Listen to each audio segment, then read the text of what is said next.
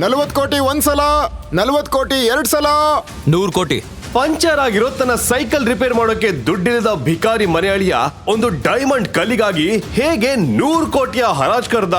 ದೇಶದ ಬೆಲೆ ಬಾಳುವ ಆ ಡೈಮಂಡ್ ನ ದೊಡ್ಡ ದೊಡ್ಡ ಶ್ರೀಮಂತರು ಖರೀದಿ ಮಾಡೋಕಾಗ್ದಿರುವಾಗ ಅದನ್ನ ಹೇಗೆ ಒಬ್ಬ ಭಿಕಾರಿ ಮನೆಯಾಳಿಯ ಖರೀದಿ ಮಾಡ್ದ. ಟೈಗರ್ ಓಡು, ಅವರು ನಿನ್ನನ್ನು ಕೊಲ್ತಾರೆ ಕಂದ ಅಂತ ತಂದೆ ಸಂಜಯ್ 5 ವರ್ಷದ ಸಾಮ್ರಾಟ್ನಿಗೆ ಹೇಳ್ತಿದ್ದ. ಸಂಜಯ್ ಮಾಫಿಯಾ ಗುಂಡಿನ ಗೂಂಡಾಗಳಿಂದ ಗುಂಡಿಗೆ ಬಲಿಯಾಗಿದ್ದರು. ಕೊನೆ ಹೆಸರು ಎಳಿತಾ ಒಂದು ಚಿನ್ನದ ಉಂಗುರವನ್ನ ತನ್ನ ಮಗನಿಗೆ ನೀಡಿ, ನನ್ನ ಶತ್ರು ರಾಣನ ಮುಖ ನೆನ್ಪಿಟ್ಕೋ, ಒಂದಲ್ಲ ಒಂದಿನ ಅವನು ನಿನ್ ಕಣ್ಮುಂದೆ ಬರ್ತಾನೆ, ಅವನನ್ನ ನೀನೆ ಕೊಲ್ಬೇಕು ಮಗನೇ ಎಂದು ಹೇಳಿ ಕಣ್ಮುಚ್ಚಿದರು. 5 ವರ್ಷಕ್ಕೆ ತಂದೆ ತಾಯಿಯನ್ನು ಕಳೆದುಕೊಂಡು ಅನಾಥನಾದ ಸಾಮ್ರಾಟ್ ಒಂದು ಅನಾಥಾಶ್ರಮದಲ್ಲಿ ಬೆಳೆದು ಕಷ್ಟಪಟ್ಟು ಓದಿದ ನಂತರ ಡೆಲಿವರಿ ಬಾಯ್ ಆಗಿ ಕೆಲಸ ಮಾಡ್ತಾ ಜೀವನ ಸಾಗಿಸುತ್ತಿದ್ದ. ಅವನಿಗೆ ವೈಭವಿ ಎಂಬ ಪ್ರೀತಿಯ ಹುಡುಗಿ ಇದ್ದಳು. ಆದರೆ ಬಡವನಾಗಿದ್ದ ಸಾಮ್ರಾಟ್ಗೆ ಕೈಕೊಟ್ಟು ಶ್ರೀಮಂತ ಜಗನ್ನೊಂದಿಗೆ ಸಂಬಂಧ ಬೆಳೆಸಿ ಸಾಮ್ರಾಟ್ನನ್ನ ಅವಮಾನಿಸಿದಳು. ಪ್ರೀತಿಯನ್ನ ಕಳೆದುಕೊಂಡ ಸಾಮ್ರಾಟ್ ಆಕೆಯನ್ನ ಮರೆಯಲು ಮದ್ಯಪಾನ ಮಾಡಿ ಮತ್ತು ಹೆಚ್ಚಾಗಿ ರಸ್ತೆಯಲ್ಲಿ ಬಿದ್ದಿರುವಾಗ ನಿಗೂಢ ಶ್ರೀಮಂತ ಬಿಸ್ನೆಸ್ ಟೈಕೂನ್ ಯಾವುದೋ ಒಂದು ರಹಸ್ಯ ಕಾರಣಕ್ಕೆ ಅವನನ್ನ ಕರ್ಕೊಂಡೋಗಿ ಶ್ರೀಕಂಠದತ್ತ ಅನ್ನೋ ದೊಡ್ಡ ಬಿಸ್ನೆಸ್ ಮ್ಯಾನ್ ಮೊಮ್ಮಗಳಾದ ಸಾನ್ಯಾ ಪಾರ್ಟಿ ಮಾಡಿ ಸ್ಟೇ ಆಗಿದ್ದ ಹೋಟೆಲ್ನ ರೂಮ್ಗೆ ತಂದು ಬಿಟ್ಟಿದ್ದ. ಮರುದಿನ ಮುಂಜಾನೆ ಇದ್ದಕ್ಕಿದ್ದಂತೆ ಸಾನ್ಯಾ ಮಲಗಿದ್ದ ಹೋಟೆಲ್ನ ರೂಮ್ ಡೋರ್ ಬೆಲ್ ಆಯ್ತು. ತಕ್ಷಣ ಗಾಬರಿಯಲ್ಲಿ ಮೇಲೆದ್ದ ಸಾಮ್ರಾಟ್ ಮಂಜಾಗಿರೋ ತನ್ನ ಕಣ್ ತೆರೆದು ನೋಡಿದ. ಆತನ ಪಕ್ಕ ಒಬ್ಳು ಸುಂದರ ಹುಡುಗಿ ಮಲಗಿದ್ಲು. ಸಾನ್ಯಾ ಕೂಡ ಎಚ್ಚರಗೊಂಡಾಗ ಸಾಮ್ರಾಟನ್ನ ನೋಡಿ ಆತಂಕಕ್ಕೊಳಗಾಗಿ, ಯಾರು ನೀನು, ಇಲ್ಲಿಗೆ ಹೇಗ್ ಬಂದೆ ಅಂತ ತನ್ನ 2 ಕೈಗಳಿಂದ ಬೆಡ್ಶೀಟ್ ಮುಚ್ಕೊಂಡು ಹೇಳಿದ್ಲು. ಅಷ್ಟರಲ್ಲಿ ಡೋರ್ ಒಡೆದು ಒಳಗ್ ಬಂದ ಸಾನ್ಯಾ ತಾತ ಶ್ರೀಕಂಠದತ್ತ ಸಾನ್ಯಾ ಮತ್ತು ಸಾಮ್ರಾಟ್ ಅವರನ್ನ ಅರೆಬೆತ್ತಲಾಗಿ ಜೊತೆಯಲ್ಲಿ ಮಲಗಿರೋದನ್ನ ಕಂಡು ಕೋಪಗೊಂಡು ಸಾಮ್ರಾಟ್ನಿಗೆ ತನ್ನ ಬಾಡಿಗಾರ್ಡ್ಸ್ಗೆ ಹೇಳಿ ಚೆನ್ನಾಗಿ ಥಳಿಸಿದ್ದ. ಸಾನ್ಯಾ ತನ್ನ ತಾತನ ಬಳಿ, ಇವನು ಯಾರಂತಲೇ ಗೊತ್ತಿಲ್ಲ, ಇವನು ಹೇಗ್ ಬಂದ ಅಂತಲೂ ಗೊತ್ತಿಲ್ಲ ಅಂತ ಏನೇನೋ ಹೇಳಕ್ ಹೋದ್ಲು. ಆಗ ಶ್ರೀಕಂಠದತ್ತ ಸಾನ್ಯಾ ಕಪಾಳಕ್ಕೆ ಒಂದೇ ಟಾಕಿ, ಮಾರ್ಗೆಟ್ಟವಳೆ, ನಮ್ ಮರ್ಯಾದೆ ಕಳಿಬೇಕಂತ ಎಷ್ಟು ವರ್ಷದಿಂದ ಕಾಯ್ತಿದ್ದೆ ಅಂತ ರೇಗಿದ್ರು. ಸಾನ್ಯಾಗಂತೂ ಆಕಾಶನೇ ಕಳಚಿ ತಲೆ ಮೇಲೆ ಬಿದ್ದಾಗಾಯ್ತು. ನಂತರ ಶ್ರೀಕಂಠದತ್ತ ಅವರು ತಮ್ಮ ಕುಟುಂಬದ ರೀತಿ ರಿಜಾಯಿತಿ ಪ್ರಕಾರ ವಂಶದ ಮರ್ಯಾದೆ ಕಾಪಾಡಿಕೊಳ್ಳಲು ಆ ಕ್ಷಣದಲ್ಲೇ ಸಾನ್ಯಾ ಮತ್ತು ಸಾಮ್ರಾಟ್ನಿಗೆ ಮಾತಾಡಲು ಅವಕಾಶ ಕೊಡದೆ ಇಬ್ಬರಿಗೂ ಮದುವೆ ನಿಶ್ಚಯ ಮಾಡಿದ್ರು. ನಂತರ ಶ್ರೀಕಂಠದತ್ತ ಅವರು ಕೋಪದಲ್ಲಿ, ಸಾನ್ಯಾ, ಇವತ್ತು ನಡೆಯೋ ಡಾನ್ ಅಕ್ರಮ್ ಅವರ ಪಾರ್ಟಿಲಿ ನನ್ನ ಮುಂದಿನ ವಾರಸ್ದಾರ ನೀನೇ ಅಂತ ಅನೌನ್ಸ್ ಮಾಡ್ಬೇಕು ಅನ್ಕೊಂಡಿದ್ದೆ. ಆದ್ರೆ ನೀನು ಈ ನೀಚ ಕೆಲಸ ಮಾಡಿ ನನ್ನ ಆಸೆಗೆಲ್ಲ ತಣ್ಣೀರಿಸ್ತೆ. ನೀವಿಬ್ರು ನನಗೆ ಮುಖ ತೋರಿಸಬೇಡಿ. ಒಂದ್ ವೇಳೆ ಪಾರ್ಟಿಗೆ ಬರ್ಲಿಲ್ಲ ಅಂದ್ರೆ ಜನ 10 ಪ್ರಶ್ನೆ ಕೇಳ್ತಾರೆ. ಬಂದು ಎಲ್ಲಾದ್ರೂ ಮೂಲೆಲಿದ್ದು ತಿಂದು ಎದ್ದೋಗಿ ಅಂತ ಹೇಳಿ ಹೊರಟೋದ್ರು. ಕುಡಿದ ಅಮಲು ಇನ್ನು ಇಳಿಯದೇ ಇದ್ದ ಸಾಮ್ರಾಟ್ಗೆ ಏನಾಗ್ತಿದೆ ಅನ್ನೋದೇ ಅರ್ಥ ಆಗ್ಲಿಲ್ಲ. ಇತ್ತ ಕೇವಲ ಒಂದು ರಾತ್ರಿ ಕಳೆಯೋದ್ರೊಳಗೆ ಕೋಟ್ಯಾಧಿಪತಿಯಾಗಿದ್ದ ಸಾನ್ಯಾ ತಿರ್ಬೋಕಿನ ಮದುವೆ ಆದ್ರೆ ಭಿಕಾರಿಯಾಗಿದ್ದ ಸಾಮ್ರಾಟ್ ದೊಡ್ಡ ಮನೆತನಕ್ಕೆ ಅಳಿಯನಾಗಿ ಕೋಟ್ಯಾಧೀಶ್ವರನಾದ. ಆದ್ರೆ ಆತ ಅಂದ್ಕೊಂಡ ಹಾಗೆ ತನ್ನ ಜೀವನ ಇರ್ಲಿಲ್ಲ. ಸಾಮ್ರಾಟ್ನನ್ನ ಕೂಲಿ ಆಳ್ಗಿಂತ ತೀರಾ ನೀಚವಾಗಿ ಸಾನ್ಯಾ ಮನೆಯಲ್ಲಿ ನೋಡೋಕೆ ಶುರು ಮಾಡಿದ್ರು. ಅದ್ರಲ್ಲೂ ಅತ್ತೆ ಶರ್ಮಿಳಾಗಂತೂ ಸಾಮ್ರಾಟ್ನ ನೆರಳು ಕಂಡ್ರು ಉರ್ದು ಬೀಳೋಳು. ಸಂಜೆ ಆಯ್ತು. ಡಾನ್ ಅಕ್ರಮ್ ಮನೆಯಲ್ಲಿ ಪಾರ್ಟಿ ಆರ್ಗನೈಸ್ ಆಗಿತ್ತು. ಹೈ ಕ್ಲಾಸ್ ಜನರೇ ಸೇರಿದ್ದ ಪಾರ್ಟಿಗೆ ಸಾನ್ಯಾಳ ಜೊತೆ ಪಾರ್ಟಿಗೆ ಹೋದ ಸಾಮ್ರಾಟ್. ನೋಡೋಕೆ ಭಿಕಾರಿ ತರ ಕಾಣ್ತಿದ್ದ ಸಾಮ್ರಾಟ್ನ ನೋಡಿ ಅಲ್ಲಿದ್ದ ಶ್ರೀಮಂತ ವ್ಯಕ್ತಿಗಳಿಗೆ ಇರಿಸು ಮುರ್ಸಾಗುತ್ತೆ. ಪಾರ್ಟಿಲಿ ತನ್ನ ಹಳೆಯ ಲವರ್ ವೈಭವಿ ಬಾಯ್ ಫ್ರೆಂಡ್ ಆದ ಜಗನ್ ಬಂದಿರೋದು ಸಾಮ್ರಾಟ್ಗೆ ಮತ್ತಷ್ಟು ಕಗ್ಗಂಟಾಗಿ ಬದಲಾಯ್ತು. ಆಗ ಜಗನ್ಗೆ ಸಾನ್ಯಾ ಮತ್ತೆ ಸಾಮ್ರಾಟ್ ಮದುವೆ ಆಗಿರೋ ವಿಷಯ ತಿಳಿದು, ಹೇ ಸಾನ್ಯಾ, ನಿಮ್ಮ ವಂಶದ ಬಿಸ್ನೆಸ್ ಬೆಳೆಸ್ತೀಯ ಅನ್ಕೊಂಡ್ರೆ ಈ ಬೀದಿ ನಾಯಿನ ಮದುವೆಯಾಗಿ ನಿಮ್ ವಂಶ ಬೆಳೆಸ್ತಿದ್ಯಾ ಅಂತ ಹೀಯಾಳಿಸ್ತಾ. ಅವಮಾನ ಸಹಿಸಲಾಗದೆ ಸಾಮ್ರಾಟ್ ಜಗನ್ಗೆ ತಕ್ಕ ಪಾಠ ಕಲಿಸ್ಬೇಕಂತ ಅಂದ್ಕೊಳ್ಳೋಷ್ಟರಲ್ಲಿ ಪಾರ್ಟಿಯ ಆಯೋಜಕ ಅಕ್ರಮ್ ಅಲ್ಲಿಗೆ ಬರ್ತಾನೆ. ಅಕ್ರಮ್ನ ಹೆಸರು ಕೇಳಿದ್ರೆ ಅಂಡರ್ ವರ್ಲ್ಡ್ ಶೇಕ್ ಆಗ್ತಿತ್ತು. ಸಾಮ್ರಾಟ್ ಅಂತ ಲೋ ಕ್ಲಾಸ್ ವ್ಯಕ್ತಿ ಪಾರ್ಟಿಗೆ ಬಂದಿರೋದು ಸಹಿಸದೆ ಜಗನ್ ಅಕ್ರಮ್ನ ಬಾಡಿಗಾರ್ಡ್ಸ್ಗೆ ಹೇಳಿ ಸಾಮ್ರಾಟ್ ನನ್ನ ಹೊರ ಹಾಕಿಸಲು ನೋಡ್ತಾನೆ. ಆ ಸಣ್ಣ ಕ್ಲಾಶ್ ನಲ್ಲಿ ಅಚಾನಕ್ ಆಗಿ ಸಾಮ್ರಾಟ್ ಅಕ್ರಮ್ನ ಎದುರು ಎಡವಿ ಬೀಳ್ಬೇಕು. ಅಷ್ಟರಲ್ಲಿ ಮುಷ್ಟಿ ಮಾಡಿ ನೆಲಕ್ಕೆ ಅಡ್ಡ ಹಿಡಿದು ಎದ್ದು ನಿಲ್ತಾನೆ. ಮೊದಲನೇ ಬಾರಿ ಅಕ್ರಮ್ ಮತ್ತೆ ಸಾಮ್ರಾಟ್ ಎದುರು ಬದಲಾಗ್ತಾರೆ. ಅಕ್ರಮ್ ಸಾಮ್ರಾಟ್ನ ಮುಖ ನೋಡಿ ತಾತ್ಸರ ಭಾವದಿ ಎತ್ಕೊಂಡೋಗಿ ಹೊರಗ್ ಬಿಸಾಕಿ ಅಂತ ಸನ್ನೆ ಮಾಡಬೇಕು. ಅಷ್ಟರಲ್ಲಿ ಸಾಮ್ರಾಟ್ ಬೆರಳಿನಲ್ಲಿದ್ದ ಉಂಗುರವನ್ನ ಗಮನಿಸಿ ಶಾಕ್ ಆಗ್ತಾನೆ. ನಂತರ ಬಾಡಿಗಾರ್ಡ್ಸ್ಗೆ ಆತನನ್ನ ಬಿಡಲು ಹೇಳಿ ಮೈ ಬೆವರುತ್ತಾ ಕೈ ನಡುಗುತ್ತಾ ಆಶ್ಚರ್ಯದಿ ಸುತ್ತಲೂ ನೋಡಿ ಸಾಮ್ರಾಟ್ ಅನ್ನ ಪ್ರತ್ಯೇಕವಾಗಿ ಕರೆದುಕೊಂಡು ಸೀಕ್ರೆಟ್ ರೂಮ್ಗೆ ಹೋಗ್ತಾನೆ. ಎಲ್ರೂ ಇವತ್ತು ಸಾಮ್ರಾಟ್ ಕತೆ ಮುಗಿತು ಅಂತಲೇ ಅಂದ್ಕೊಂಡಿರ್ತಾರೆ. ಅದ್ರಲ್ಲೂ ಅಕ್ರಮ್ ನಂತ ಡಾನ್ ಹೋಗಿ ಒಬ್ಬ ಡೆಲಿವರಿ ಬಾಯ್ ನ ತನ್ನ ಸೀಕ್ರೆಟ್ ರೂಮ್ಗೆ ಕರ್ಕೊಂಡು ಹೋದ ಅಂತ ಯೋಚಿಸೋಕೆ ಶುರು ಮಾಡಿದ್ರು. ಆದ್ರೆ ಎಲ್ರಿಗೂ ಅಲ್ಲೊಂದು ಅಚ್ಚರಿ ಕಾದಿತ್ತು. ಸ್ವಲ್ಪ ಹೊತ್ತಲ್ಲೇ ಸಾಮ್ರಾಟ್ ಅಕ್ರಮ್ ಸೀಕ್ರೆಟ್ ರೂಮ್ ನಿಂದ ಹೊರಗೆ ಬಂದ. ಆತನ ಹಿಂದೆನೆ ಖುಷಿಯಾಗಿ ನಗ್ತಾ ಅಕ್ರಮ್ ಸಹ ಬಂದ. ಅಯ್ಯೋ ದೇವ್ರೆ, ಈ ಭಿಕಾರಿನ ತುಂಡಾಗಿ ಕತ್ತರಿಸಿ ನಾಯಿನರಿಗೆ ಹಾಕ್ತಾರಂತ ಎಲ್ರು ಅಂದ್ಕೊಂಡಿದ್ರು. ಆದ್ರೆ ಅಲ್ಲಾದ ದೃಶ್ಯ ನೋಡಿ ತಮ್ಮಲ್ಲೇ ಗುಸುಗುಸು ಮಾತಾಡೋಕೆ ಶುರು ಮಾಡಿದ್ರು. ಆದ್ರೆ ಒಳಗೇನಾಯ್ತು ಅನ್ನೋದು ಯಾರಿಗೂ ಗೊತ್ತೇ ಆಗ್ಲಿಲ್ಲ. ಮನೆಗೆ ಬಂದ ನಂತರ ಸಾನ್ಯಾ ಸಾಮ್ರಾಟ್ ಬಳಿ ಅಕ್ರಮ್ಗೂ ನಿನ್ಗೂ ಹೇಗೆ ಪರಿಚಯ ಅಂತ ಕೇಳ್ತಾಳೆ. ಆದ್ರೆ ಸಾಮ್ರಾಟ್ ಅದ್ಯಾವುದಕ್ಕೂ ಉತ್ತರ ಕೊಡದೆ ಹೇಳೋಕೆ ಇಷ್ಟ ಇಲ್ಲದೆ ಏನೋ ಒಂದು ನೆಪ ಹೇಳಿ ಹಾಲ್ ನಲ್ಲಿ ಹೋಗಿ ಮಲಗ್ತಾನೆ. ಅಷ್ಟರಲ್ಲಿ ಲ್ಯಾಂಡ್ ಲೈನ್ಗೆ ಒಂದು ಕರೆ ಬಂತು. ಮೇಡಮ್, ಸಾಮ್ರಾಟ್ ಸರ್ ಇದ್ರೆ ಫೋನ್ ಕೊಡ್ತೀರಾ ಅಂತ ಹೇಳ್ತಾರೆ. ಸಾಮ್ರಾಟ್ನ ಸರ್ ಅಂತ ಕರೆದಿದ್ ನೋಡಿ ಕೋಪಗೊಂಡ ಶರ್ಮಿಳಾ, ಬುದ್ಧಿ ಇದೆಯಾ ನಿನ್ಗೆ? ಯಾರು ಮರ್ಯಾದೆ ಕೊಡ್ಬೇಕು ಅನ್ನೋದು ಗೊತ್ತಿಲ್ಲ? ಲೋ ವೇಸ್ಟ್ ಫೆಲೋ, ತಗೋ ನಿನ್ ಯಾವ್ದೋ ಕಾಲ್ ಬಂದಿದೆ ಅಂತ ಫೋನ್ ಇಟ್ಟು ಹೋದ್ಲು. ಇತ್ತ ಸಾಮ್ರಾಟ್ ಫೋನ್ ರಿಸೀವ್ ಮಾಡ್ತಿದ್ದ ಹಾಗೆ, ಸರ್, ಅಕ್ರಮ್ ಸರ್ ಇವತ್ತು ನಿಮ್ಮನ್ನ ಒಬ್ರು ಇಂಪಾರ್ಟೆಂಟ್ ವ್ಯಕ್ತಿನ ಪರಿಚಯ ಮಾಡಿಸ್ತಾರಂತೆ, ನೀವು ಪಿನ್ ಮಾಡಿರೋ ಅಡ್ರೆಸ್ಗೆ ಬನ್ನಿ ಸಾಕು ಅಂತ ಹೇಳಿ ಕಟ್ ಮಾಡ್ತಾನೆ. ತಕ್ಷಣ ಸಾಮ್ರಾಟ್ ಇರೋ ಕೆಲಸ ಬಿಟ್ಟು ಬೇಗನೆ ರೆಡಿಯಾಗಿ ಹೋಗ್ತಿದ್ದ ಹಾಗೆ ಅಡ್ಡ ಬರೋ ಶರ್ಮಿಳಾ, ಲೇ ನಾಯಿ, ಎಲ್ಲೋ ತಿರ್ಗೋಕ್ ಹೋಗ್ತಿದ್ಯಾ? ಯಾವನು ನಿನ್ಗೆ ಫೋನ್ ಮಾಡಿದ್ದು? ಇದನ್ನೇನಾದ್ರೂ ಚಟ ಅನ್ಕೊಂಡಿದ್ಯಾ ಅಂತ ಬೈತಾಳೆ. ಆದ್ರೆ ಅದ್ಯಾವುದಕ್ಕೂ ಕೇರ್ ಮಾಡ್ದೆ, ಅತ್ತೆ ನನ್ಗೆ ಇಂಪಾರ್ಟೆಂಟ್ ಕೆಲಸ ಇದೆ, ನಾನು ಆಮೇಲೆ ಬಂದ್ ಹೇಳ್ತೀನಿ ಅಂತ ಹೇಳಿ ಶರ್ಮಿಳಾ ರಿಯಾಕ್ಟ್ ಮಾಡೋ ಮುಂಚೆ ಅಲ್ಲಿಂದ ಹೋಗ್ತಾನೆ. ಇದರಿಂದ ಶರ್ಮಿಳಾ ಫುಲ್ ಕೆಂಡ ಮಂಡಲಗೊಳಗಾಗ್ತಾಳೆ. ಸಾಮ್ರಾಟ್ ಅಕ್ರಮ್ ಯಾಕೆ ಕರೆದಿರ್ಬೋದು ಅಂತ ಯೋಚನೆ ಮಾಡ್ತಾ ಅಕ್ರಮ ಹೇಳಿದ ನಿಗೂಢ ಪ್ಲೇಸ್ಗೆ ಹೋಗ್ತಾನೆ. ನಂತರ ತುಸು ಅಳುಕಿನಿಂದಲೇ, ನಾವು ಯಾರನ್ನ ಭೇಟಿ ಮಾಡಕ್ ಹೋಗ್ತಿದೀವಿ ಎಂದು ಪ್ರಶ್ನಿಸಿದಾಗ ಅಕ್ರಮ್ ನಗುತ್ತಾ, ಇಟ್ಸ್ ಅ ಸೀಕ್ರೆಟ್, ಹೋದ್ಮೇಲೆ ನಿನ್ಗೆ ಗೊತ್ತಾಗುತ್ತೆ ಎಂದು ಹೇಳಿ ಸಾಮ್ರಾಟ್ನ ಗೋಲ್ಡನ್ ಲೋಟಸ್ ಹೋಟೆಲ್ಗೆ ಕರೆದೊಯ್ತಾನೆ. ಅಕ್ರಮ್ ಗಾಡಿ ಪಾರ್ಕ್ ಮಾಡೋದ್ರೊಳಗೆ ಸೆಕ್ಯೂರಿಟಿ ಸಾಮ್ರಾಟ್ನ ಒಳಗ್ ಬಿಡದೆ ಆತ ಹಾಕಿರೋ ಕಿತ್ತೋಗಿರೋ ಚಪ್ಪಲಿ ಹರ್ಕಲು ಬಟ್ಟೆ ನೋಡಿ ನಿಮ್ಮಂತ ಭಿಕಾರಿಗಳು ಇಂತ ಹೋಟೆಲ್ಗೆ ಬರಬಾರ್ದು ಎಂದು ಅವಮಾನಿಸ್ತಾನೆ. ಸಾಮ್ರಾಟ್ ಕೋಪಗೊಂಡು ಅಕ್ರಮ್ಗೆ ಕರೆ ಮಾಡ್ತಾನೆ. ಅಕ್ರಮ್ ಬಂದು ಸೆಕ್ಯೂರಿಟಿಗೆ ಗದ್ರಿ ಸಾಮ್ರಾಟ್ನ ಒಳಗೆ ಕರ್ಕೊಂಡು ಹೋಗ್ತಾನೆ. ಹೋಟೆಲ್ ಒಳಗೆ ಅಕ್ರಮ್ ಮತ್ತು ಸಾಮ್ರಾಟ್ ಬರ್ತಾರೆ. ಬಾಲರಾಜ್ ಅಕ್ರಮ್ನನ್ನ ಸ್ವಾಗತಿಸ್ತಾನೆ. ಆಗಲೇ ಸಾಮ್ರಾಟ್ಗೆ ತಿಳಿಯುವುದು ಆ ಇಂಪಾರ್ಟೆಂಟ್ ವ್ಯಕ್ತಿ ಬೇರೆ ಯಾರು ಅಲ್ಲ, ಬದಲಾಗಿ ಭೂಗತ ಲೋಕದಲ್ಲಿ ಬೇಜಾನ್ ಹೆಸರು ಮಾಡಿದ್ದ ಜೇಡ್ರಳ್ಳಿ ಬಾಲರಾಜ್ ಅಂತ. ಇನ್ನು ಬಾಲರಾಜ್ ಸಾಮ್ರಾಟ್ನ ಹುಟ್ಟು ನೋಡಿ ಅಪಹಾಸ್ಯ ಮಾಡ್ತಾ ಅವಮಾನ ಮಾಡೋಕೆ ಶುರು ಮಾಡ್ತಾನೆ. ಇದರಿಂದ ಹರ್ಟ್ ಆದ ಸಾಮ್ರಾಟ್ ಎಲ್ರ ಮುಂದೆ ಬಾಲರಾಜ್ಗೆ ಎದುರುತ್ತರ ಕೊಡ್ತಾನೆ. ಇದರಿಂದ ಈಗೋ ಹರ್ಟ್ ಆದ ಬಾಲರಾಜ್, ಏನಲೇ ನನ್ನ ಎದುರು ನಿಂತು ಎದುರು ಮಾತಾಡೋಷ್ಟು ದೊಡ್ಡ ಗಣಸ ನೀನು, ಬಾರೋ ತಾಕತ್ತಿದ್ರೆ ಒಂದ್ ಕೈ ನೋಡೇ ಬಿಡೋಣ, ಈಗೇನು ಹೊಡಿತೇನಾ, ಬಾರೋ ಹೊಡಿಯೋ ಎಂದು ಸಾಮ್ರಾಟ್ನನ್ನ ಪುಷ್ ಮಾಡ್ತಾ ತಾಳ್ಮೆಯಿಂದಿದ್ದ ಸಾಮ್ರಾಟ್ನನ್ನ ರೊಚ್ಚಿಗೆ ಇಳಿಸ್ತಾನೆ. ಸಾಮ್ರಾಟ್ ಜೊತೆ ಫೈಟ್ಗೆ ಇಳಿತಾನೆ. ಬಾಲರಾಜ್ ಸೋಲರಿಯದ ಸುಲ್ತಾನನಾಗಿರೋದಲ್ಲದೆ ತನ್ನ ಪವರ್ ಬಗ್ಗೆ ತುಂಬಾನೇ ಅಹಂಕಾರ ಇತ್ತು. ಬಾಲರಾಜ್ ಸಾಮ್ರಾಟ್ ಪುಷ್ ಮಾಡಿ ಆತ ರಿಯಾಕ್ಟ್ ಮಾಡೋಕು ಮುಂಚೆ ಹೇಳ್ದೆ ಕೇಳ್ದೆ ಸಾಮ್ರಾಟ್ ಮುಖಕ್ಕೆ ಒಂದು ಪಂಚ್ ಕೊಟ್ಟೆ ಬಿಟ್ಟ. ಅಷ್ಟರಲ್ಲಿ ಸಾಮ್ರಾಟ್ ಮುಷ್ಟಿ ಮಾಡಿ ಬಾಲರಾಜ್ ಗದ್ದಕ್ಕೆ ಬಲವಾಗಿ ಪಂಚ್ ಕೊಟ್ಟ. ಆ ಹೊಡೆತಕ್ಕೆ ಬಾಲರಾಜ್ ಗಾಳಿಯಲ್ಲಿ ಹಾರಿ ಬಹು ದೂರಕ್ಕೆ ಹೋಗಿ ಬಿದ್ದ. ಇದನ್ನೆಲ್ಲ ನೋಡ್ತಿದ್ದ ಅಕ್ರಮ್ಗೆ ಒಂದು ಸಲ ಜೀವ ಬಾಯಿಗೆ ಬಂದ ಹಾಗಾಯ್ತು.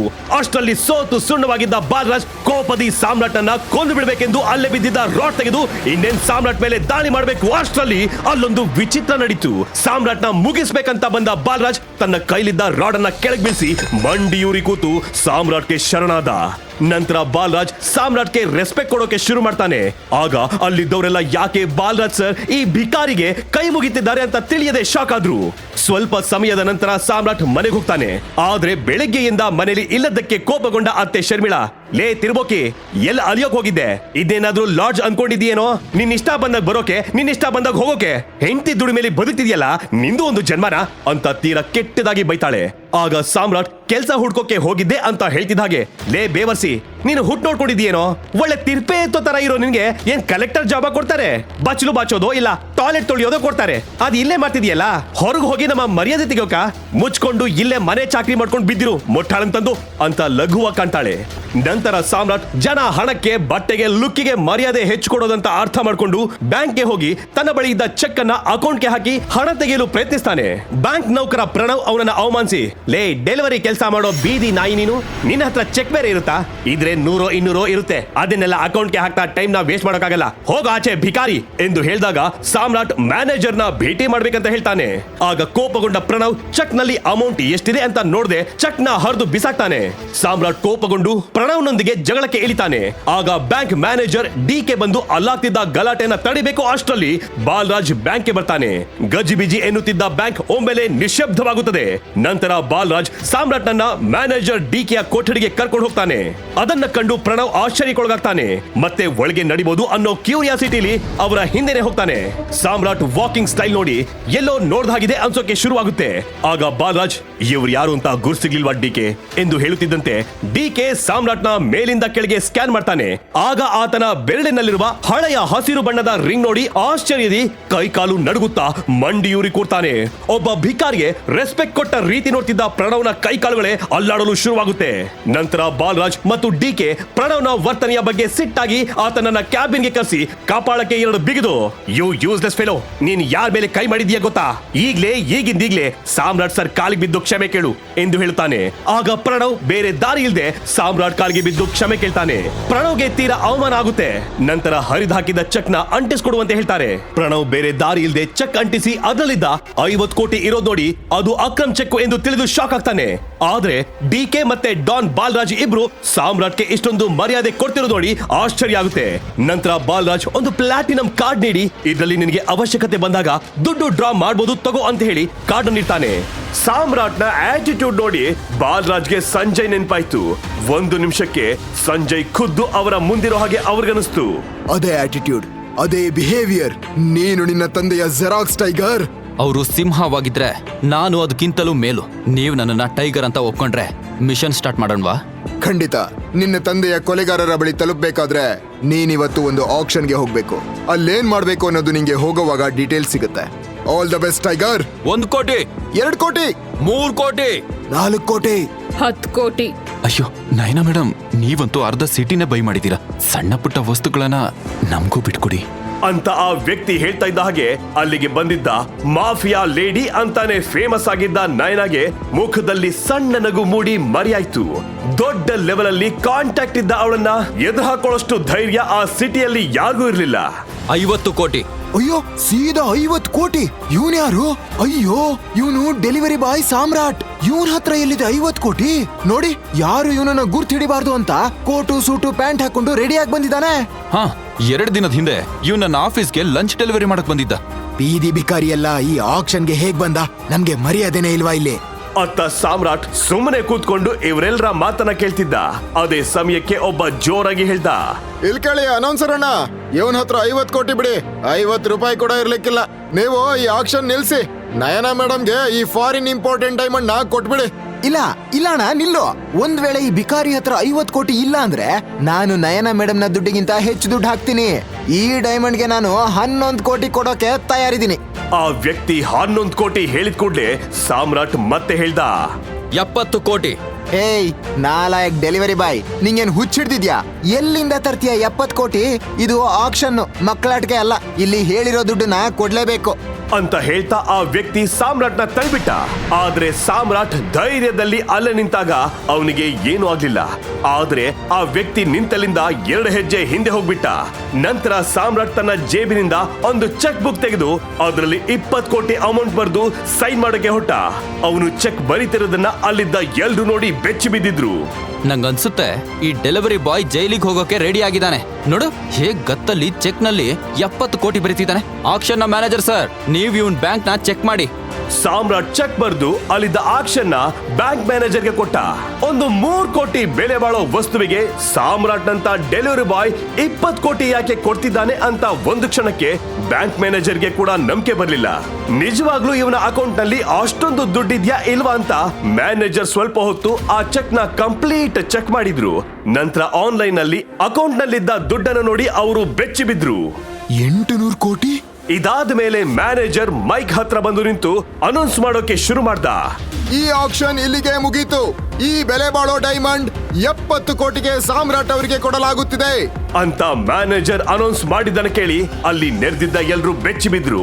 ಅದೇ ಸಮಯಕ್ಕೆ ಅಲ್ಲೇ ಹಿಂದೆ ಕೂತಿದ್ದ ಒಂದು ಬ್ಯೂಟಿಫುಲ್ ಹುಡುಗಿ 10 ಕೋಟಿ ಹರಾಜ್ ಕೂಗಿದ ಮಿಸ್ ನಯನಾಗೆ ಒಂದು ಕಾಲ್ ಬರುತ್ತೆ. ಆ ಇಂಪೋರ್ಟೆಡ್ ಡೈಮಂಡ್ ನಿಮಗ್ ಸಿಕ್ತಾ?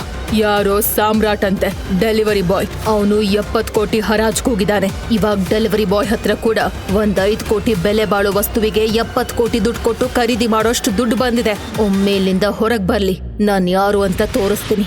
ಇವನನ್ನ ಸುಮ್ನೆ ಬಿಡಲ್ಲ. ನಯನಾ ಮೇಡಮ್, ಇಷ್ಟೆಲ್ಲ ಯೋಚನೆ ಮಾಡೋ ಮೊದಲು ಸಾಮ್ರಾಟ್ನ ಬೆರಳುಗಳನ್ನ ನೋಡಿ. ಇದಾದ್ಮೇಲೆ ನಯನ ತಲೆ ಎತ್ತಿ ನೋಡಿದಾಗ ಅವಳ ಕಣ್ಣು ಸಾಮ್ರಾಟ್ನ ಬಲಗೈಲಿದ್ದ ಉಂಗುರದ ಮೇಲ್ ಬಿತ್ತು. ಅದನ್ನ ನೋಡಿ ಅವಳು ಬೆಚ್ಚಿ ಬಿದ್ಲು. ಶಾಕ್ ನಲ್ಲಿ ಅವಳು ಹೇಳಿದ್ಲು, ಟೈಗರ್. ಇನ್ನೊಂದ್ ಕಡೆ ಸ್ವಿಮ್ಮಿಂಗ್ ಪೂಲ್ ನಲ್ಲಿ ಸ್ವಿಮ್ಮಿಂಗ್ ಮಾಡ್ತಿದ್ದ ರಹಸ್ಯ ವ್ಯಕ್ತಿಯ ಬಳಿ ಗಾಬರಿಯಲ್ಲಿ ಓಡ್ ಬಂದ ಆತನ ಸೆಕ್ರೆಟರಿ. ಬಾಸ್ ಬಾಸ್ ಒಂದು ಇನ್ಫಾರ್ಮೇಶನ್ ಇದೆ. 18 ವರ್ಷಗಳಿಂದ ಬ್ಲಾಕ್ ಆಗಿದ್ದ ಒಂದು ಸೀಕ್ರೆಟ್ ಅಕೌಂಟ್ ಆಕ್ಟಿವ್ ಆಗಿದೆ. ಆ ಅಕೌಂಟ್ ಆಕ್ಟಿವ್ ಆಗ್ತಿದ್ದಾಗೆ ಇಡೀ ಅಂಡರ್ ವರ್ಲ್ಡ್ ಶೇಕ್ ಆಗಿದೆ. ನಮ್ಮ ಎನಿಮೀಸ್ ನಮ್ಮ ಕಂಪನಿಲಿ ಇನ್ವೆಸ್ಟ್ ಮಾಡಿದ್ದ ಶೇರ್ ಹೋಲ್ಡರ್ಸ್ ಎಲ್ಲ ಶೇರ್ಸ್ ನ ವಾಪಸ್ ತೆಗೆದು ಆ ಕಂಪನಿ ಮೇಲೆ ಇನ್ವೆಸ್ಟ್ ಮಾಡ್ತಿದ್ದಾರೆ. ಈಗ ಬಂದಿರೋ ಇನ್ಫಾರ್ಮೇಶನ್ ಪ್ರಕಾರ 18 ವರ್ಷಗಳ ಹಿಂದೆ ಭೂಗತ ಆಗಿದ್ದ ಆ ವ್ಯಕ್ತಿ ಮತ್ತೆ ಬಂದಿದ್ದಾನೆ ಎಂದು ಹೇಳ್ತಿದ್ದಂತೆ ಸ್ವಿಮ್ಮಿಂಗ್ ಪೂಲ್ ನಲ್ಲಿದ್ದ ರಹಸ್ಯ ವ್ಯಕ್ತಿಯ ಎದೆಗೆ ಸುನಾಮಿ ಬಂದು ಅಪ್ಪಳಿಸದ ಹಾಗಾಗುತ್ತೆ. ಅಷ್ಟಕ್ಕೂ ಯಾರ ಬಗ್ಗೆ ಕೇಳ್ತಿದ್ದ ಹಾಗೆ ಆ ರಹಸ್ಯ ವ್ಯಕ್ತಿ ಗಾಬರಿಗೊಳಗಾದ. ಅವರು ಮಾತಾಡ್ತಿದ್ದದ್ದು ಸಾಮ್ರಾಟ್ ಬಗ್ಗೆನಾ? ಬೆಂಗಳೂರು ಅಂಡರ್ ವರ್ಲ್ಡ್ ನ ಗಡಗಡ ಅಂತ ಅಳ್ಳಾಡಿಸ್ತಿದ್ದ ಬಾಲರಾಜ್ ಅಂತ ದೊಡ್ಡ ಡಾನ್ ಸಾಮ್ರಾಟ್ ಅಂತ ಭಿಕಾರಿ ಕಂಡು ಮಂಡಿಯೂರಿ ಕೂತಿದ್ಯಾಕೆ?